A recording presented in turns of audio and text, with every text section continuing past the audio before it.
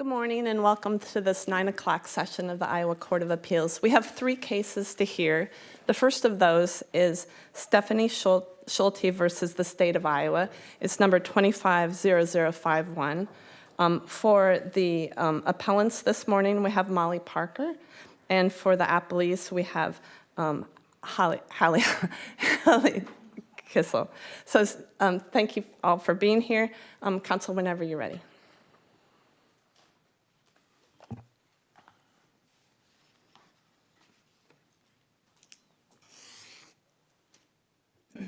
May it please the court, counsel.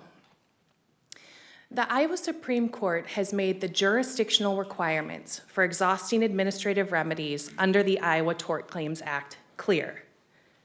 A claim is properly presented to the board when it identifies sufficient information for the board to investigate the claim and discloses the amount of damages claimed. Here, the state is not alleging that Stephanie Schulte failed to identify sufficient information to allow it to investigate her claims, nor is it alleging that she failed to disclose an amount of damages. But the state still maintains that Stephanie Schulte failed to exhaust her administrative remedies. The question before this court is twofold. First, did Stephanie Schulte have the capacity to exhaust the administrative remedies on behalf of her murdered daughter's estate? Second, did Stephanie Schulte, in fact, exhaust her administrative remedies as an individual? In addressing this question about exhaustion, courts have been very clear that the poll star of a determination about whether remedies has been exhausted is legislative intent. And once again, the legislative intent of the Iowa Tort Claims Act is clear. The purpose of the administrative process set out in Chapter 669 is to allow prompt investigation of claims against the state and facilitate early settlement when possible. In that vein, not every administrative regulation promulgated under Section 669.3 is jurisdictional in nature. Instead, the jurisdictional prerequisites for the Iowa Tort Claims Act are set out under Chapter 669.5. Segura versus State, decided in 2017, has a robust discussion of the differences between 669.3 administrative regulations and 669.5 jurisdictional regulations. That's good law that has not been overturned. And we've seen the court apply that difference between jurisdictional regulations and administrative regulations over and over again. We saw it in Allendorf versus Langman, where failure to include a sum certain while a violation of administrative regulations was not a violation of jurisdictional prerequisites. We saw it in Schneider versus Iowa, where a failure to respond to the state's request for more information was a violation of administrative regulations, but not of jurisdictional prerequisites. Counsel, I'm going to interrupt briefly. I'd like to talk about the Anderson case if we could. Of course. And I'm quoting from Anderson specifically. It stated, it follows that, generally speaking, the state can be liable to an estate even though the administrator filed tort claims before being appointed, which is what we have here. But there is at least one important limitation to this principle. Suits filed prior to the administrator's appointment do not toll the statute of limitations, end quote. Help me. How does that not close the door to your claim entirely, given the fact that there was no estate opened at the time the letter was sent to the board? Because there is a critical factual difference here. And that is, in Anderson and all the cases it relies on and the state relies on, there was no estate at any point during the administrative process or before the statute of limitations. And as a factual matter, that is not true here. It is undisputed. But why does that distinction matter relative to the tolling of the statute of limitations? Help me bridge that gap. Why does that distinction matter? Because the estate was open during the administrative process. And it again loops back to the purpose of the Iowa Tort Claims Act and the purpose of the administrative process, right? The language in Anderson about capacity and the other cases is focused on the ability for the state to actually settle a claim with a claimant, right?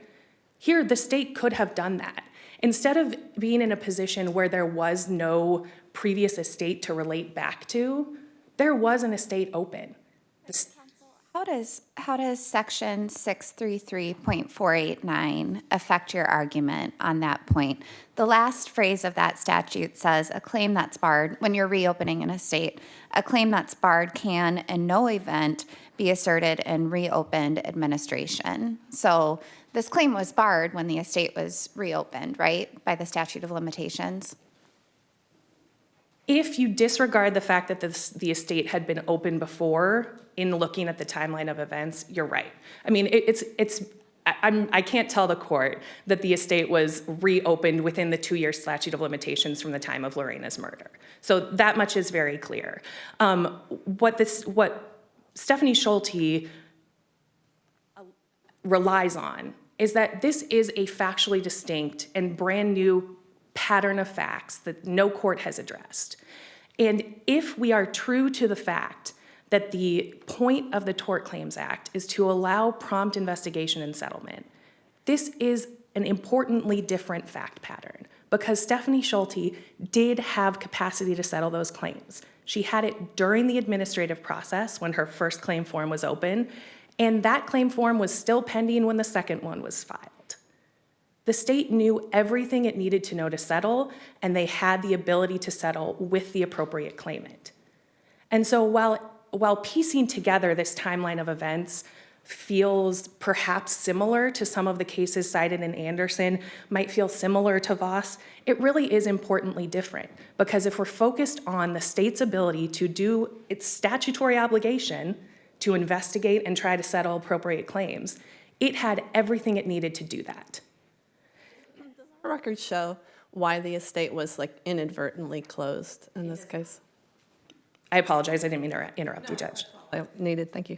No, it does not. But I think coming back to the precedent, I think it's important to distinguish that this is unlike the prior cases where an estate was at no point opened either during the administrative process or before the statute of limitations.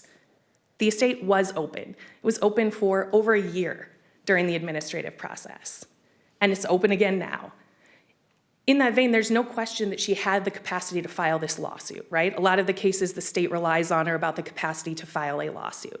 That's undisputed. She was the administrator of the estate at the time the lawsuit was filed. And so with respect to her exhaustion of her administrative claims in her representative as the estate representative, that is an important distinction. The state had everything it needed to settle this claim. And on that point, we think the Troster case is the most relevant, right? In Troster, the claimant or the petitioner had the capacity to file the lawsuit at the time it was filed. Then the estate was closed for a temporary period and reopened, right? At the time the estate was closed, that person had no capacity as administrator. But the Troster court said, that temporary closure is not going to divest her of her capacity. And that lesson applies in these circumstances. That lesson applies to say, we're talking about a claimant who undisputedly had capacity as the estate representative, lost it temporarily, and had it again, all while administrative claims were pending. If we're focused on the language of the act and the purpose of the act, that should not deprive Ms. Schulte from her ability to pursue this claim. I do want to say a quick note about Ms. Schulte's individual claims and her exhaustion of those claims. As I mentioned before, courts have been very clear that administrative regulations are not necessarily jurisdictional prerequisites for exhaustion of claims. And here, requiring a separate form for Ms. Schulte to exhaust her individual claims would be the definition of putting form over function. There is no dispute that the state knew that she was making claims in her individual and her representative capacity. There is no dispute, and the district court found, unchallenged on appeal, that those claim forms had sufficient facts. There is no dispute, and the district court found, unchallenged on appeal, that those claim forms met the jurisdictional prerequisites, except for the fact that they weren't on a different form. Can I ask you about for a minute about the substance of those claims, at least the loss of consortium claims. Does Iowa even recognize a claim of loss of consortium for an adult child? I think that's a question the district court would have to address. And was that raised in the state's motion to dismiss? I do not believe so, Your Honor, but I would need to double check. With respect to her individual claims, there is no case law requiring a separate claim form, and Ms. Schulte articulated independent claims within her filing. With that, I see my time has expired. Thank you very much. I'm on rebuttal. Counsel?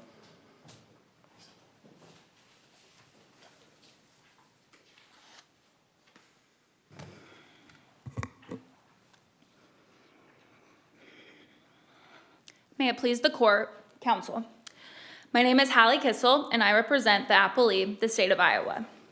This case rises and falls on jurisdiction. Because the rules set forth in the Iowa Tort Claims Act are jurisdictional, failure to follow them is fatal. All parties agree that Ms. Schulte did not follow these rules, as she concedes in her brief that under a literal reading of the administrative rules, she was required to file one form for her estate claims and a separate form for her individual claims. She did not do so. Therefore, she never properly presented her individual capacity claims and never exhausted them. Separately, the estate claims fail because no one with legal capacity filed a valid tort claim before the statute of limitations expired. First point, this case is a little bit different than Anderson, isn't it? In that if the estate administrator claims go away, all that's left on that claim form is the individual claims. So why couldn't that stand on its own? Your Honor, I think that argument would fail because that would assume that we're doing a merits analysis at the jurisdictional stage, and we're not. So presentment under the Iowa Tort Claims Act is claimant specific, so each claimant must file a separate claim. And the Anderson court reaffirmed that, and Schulte, as an individual here, did not do so. And so I think the fact that her estate and individual claims were combined on one form means both could have been dismissed under Anderson. Trial counsel didn't pursue that, but since it's a jurisdictional issue, this court could decide that even though it wasn't raised to the district court. But again, that doesn't change the governing law, and jurisdiction doesn't depend on which defect the state chooses to press. Here, Ms. Schulte did not file a separate tort claim for her individual claims, and so she did not exhaust her administrative remedies. And so talking about the individual claims, again, she did not exhaust her administrative remedies, so for those individual capacity claims, so the district court didn't have jurisdiction. And the Iowa Tort Claims Act requires each plaintiff to file a separate tort claim, and Ms. Schulte didn't do so here. And I think if we zoom out and look at why, we need to start with the principles of sovereign immunity. A state can be sued only in the manner and to the extent that the legislature permits. And the presentment rules of tort claims define the conditions of a state's waiver of sovereign immunity, and those must be strictly construed, and that's from the Phelps v. State case. Respond to opposing counsel's argument that there's a difference between the statutory requirements and the administrative regulation requirements, and the administrative regulation requirements aren't necessarily jurisdictional. Your Honor, I think Anderson answers that question for us, and it says that the statutory rules must be followed, and there the legislature has given rules authority to the state appeal board to create these rules. And so even when we look at the statutory rules and the rules that the state appeal board has created, it says that there must be strict compliance with the procedures. They're not technicalities. They define conditions of the state's waiver of sovereign immunity. The Iowa Administrative Code Rule 543-1.41 says a separate claim shall be filed by each claimant. And the SAB's own form also repeats this requirement, saying a separate claim must be filed by each claimant. And Anderson confirmed in that rule is mandatory and jurisdictional. So I think this court would just need to look to Anderson to see that the statutory rules as well as the administrative rules are mandatory and jurisdictional here. And so, again, Ms. Schulte never filed a separate form for her individual claims. Both claim forms list multiple claimants on a single form. And she doesn't contest that she didn't file a separate form. She just asked that there be an exception here to the rule. But the result is that she never invoked the state's waiver of sovereign immunity for any individual capacity claims. And also the separate claim requirement is jurisdictional, and it's not subject to notice or waiver. Iowa law forecloses all of Ms. Schulte's notice and fairness arguments. Presentment is not a notice doctrine. It's a statutory prerequisite that again was made clear in Anderson. It is part of the plain text requirements that plaintiffs must follow to take advantage of the state's partial waiver of sovereign immunity. Courts lack authority to excuse noncompliance for fairness or actual notice, and this court can expand jurisdiction beyond what the legislature has laid out in the statute and the rules. And Anderson again said that the plaintiff must follow the Iowa Tort Claims presentment requirements, even if, as a practical matter, it would not have changed the state's handling of that case. And they're quoting the Bloomingquist v. Wapello County case there.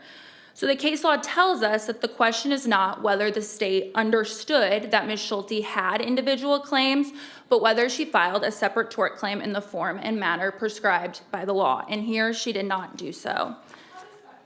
The waiver of sovereign immunity, like counsel talks about it being form over substance.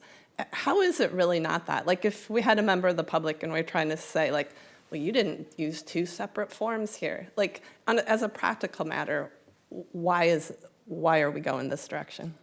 Your Honor, I think it's because fairness here would come from a consistent application of the rules. And so both claimants and the state need to know what the presentment requirements are and trust that they will be applied consistently in each case. And so this isn't about form over function, but it is the structure that the legislature has laid out for when the state may be sued. And so Anderson makes clear again that difficult facts don't allow courts to waive these jurisdictional steps. And so the court can't cure Ms. Schulte's defect here. It can be read differently, though, because if I recall, there's two different individuals there, right, on one form, as opposed to the individual and the estate administrator. Yes, Your Honor. I believe there is a factual distinction, but I think that actually bolsters the state argument here. And so, as you said, in Anderson, it was just one claim form with the estate, and then when it was brought to the district court for the lawsuit, they tried to add individual claims. And so I think there, the court would have had an easier route to say, well, the appeal board or the state never had notice because those individual claims weren't even listed on the form. But they didn't do so there. They actually rejected a notice sort of standard and said an individual claim must be filed on a separate form, and here that wasn't done. And so I think the factual distinction actually bolsters our argument in saying separate claim forms must be filed, and that didn't happen here for the individual claims. And I want to turn briefly to the estate claims issue, and those also independently fail. A valid tort claim requires a claimant with legal capacity. So under 669.23a and Anderson, a claim is valid only if the state could be liable to the claimant, and only a personal representative can sue on behalf of an estate. So a claimant must possess legal capacity during the presentment process. And again, Ms. Schulte talks about the purpose of the rules, which is to allow a prompt investigation of claims against the state and facilitate an early settlement when possible. But the state can't settle with someone who doesn't have legal capacity of an estate. A closed estate has no legal existence, and so the purpose can't be met when an estate is closed. And here the estate was closed, and Ms. Schulte had been discharged as administrator when tort claims 2 and 3 were filed, which is all that is before this court. So there was no representative, and therefore there was no capacity and no valid claimant. So the claim was void the moment it was filed. And as Judge Sandy notes in Anderson, there is an exception to the general rule, which is that a representative may bring claims on behalf of the estate before they are appointed, and then after the appointment, they can ratify those pre-appointment acts. But there is an important limitation to that exception, and that is that capacity defects may be ratified only if ratification occurs before the statute of limitations has expired. And here, ratification came too late. The statute of limitations had expired. isn't as clear as you're stating it, is it? It doesn't, it talks about statute of limitations and not being able to skirt that, but it doesn't like sort of put the point at ratification. And we do have, if you relate back here, it was clearly before the statute ran. Well, Your Honor, I think that if we're looking at Anderson, then we also have to look at the estate of Dyer case, Pearson, Gardner as well. And those cases make clear that no relation back can toll the statute of limitations. And so here, when estate or tort claim 2 and 3 were filed, the estate was closed. I believe, let's see, March 23rd, 2023, the statute of limitations ran, and then April 17th, 2023, the probate court granted Ms. Schulte's petition to reopen the estate. But then this tort claim wasn't, or this suit wasn't filed until January 9th, 2024. And so the statute of limitations can't be, I guess, kind of skirted around under the case law, even looking at other cases beyond Anderson here. And I see my time is out, but the state would ask that the district court be affirmed in full.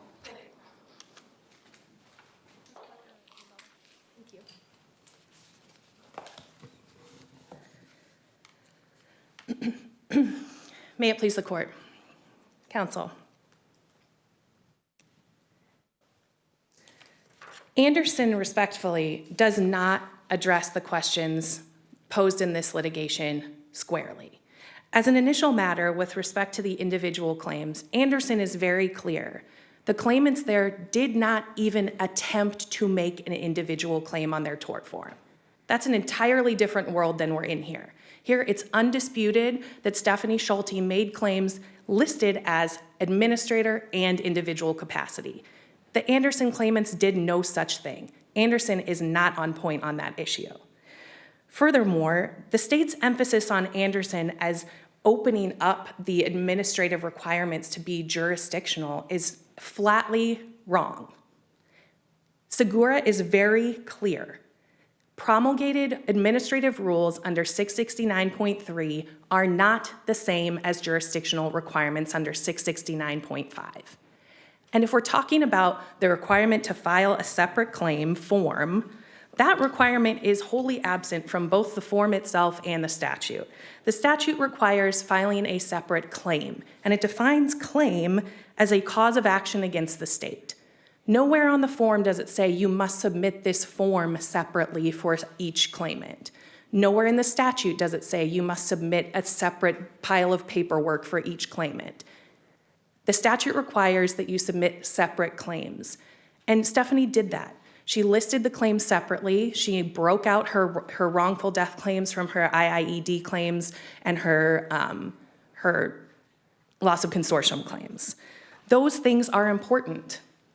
The state does not have any basis to argue that each one of the administrative regulations it promulgates under 669.3 is jurisdictional. It's just not. We've seen that over and over again in the way that the courts have handled the administrative formulaic regulations like having it, whether it can be signed or not.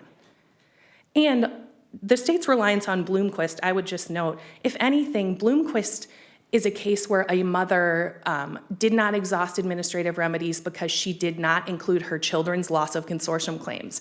That discussion was including whether she included them on her tort claim form. If anything, Bloomquist teaches that you could exhaust multiple claims on a single form if it's clear what the claims are. And I want to just end with reading this quote from McFadden because I think it drives at the heart of what we're talking about here. Rights must not be denied by too strict an application of mere legal formality.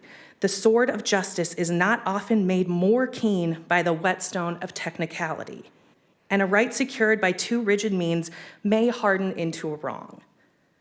Not only must justice appear to be done, but it is the function and duty of this court and of all courts to see that it is done. Technicality should not become a Pegasus, which, if ridden by an expert legal jockey, may carry us far away from the true goal. That is what the state's argument is. The goal here isn't justice, the state's ability to resolve a meritorious claim early through settlement.